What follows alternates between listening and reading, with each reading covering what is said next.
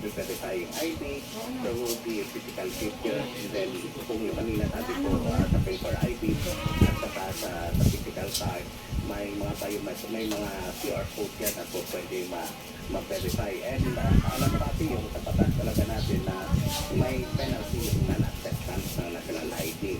Even to up to 500,000 yung penalty.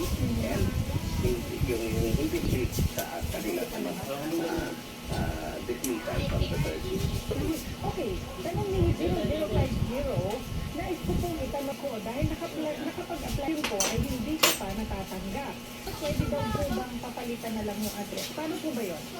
Yung yung Talagang malapit na malapit na. Pag nagpaparesto pa ulit, hindi tatawid yung Siguro registration mga kahit kalahating taon na lang. address o even yung demographic identification Dinudugtong. mo ay palitan Meron na mo na yan. photos, pwede kasi yung biometrics matitid ka, duplicate yan, yun yung stringent yung pag natin pag-process ng national ID na isang issue once na talaga sa isang tao. So pwede ka makipag-ugnayan sa PSA kung nag-take ka ng address, we can forward the delivery sa area niya. Kasi we saw a lot of people na yung may movement, lalo na nung kasi pandemic pa yon, na iba na yung mga location nila sa work.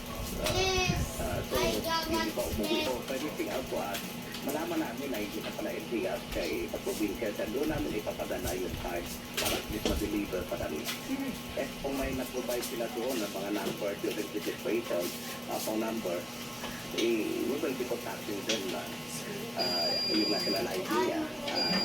Pwede niya na makuha sa provincial office ng PSA na malapit sa kanyang.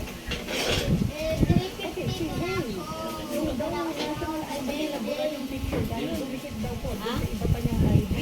Pwede daw po ba mapalitan yun? Bilis na! Yes, pwede niya i-surrender yun sa kapalitan yan ng PSA kasi yung nag-request naman na national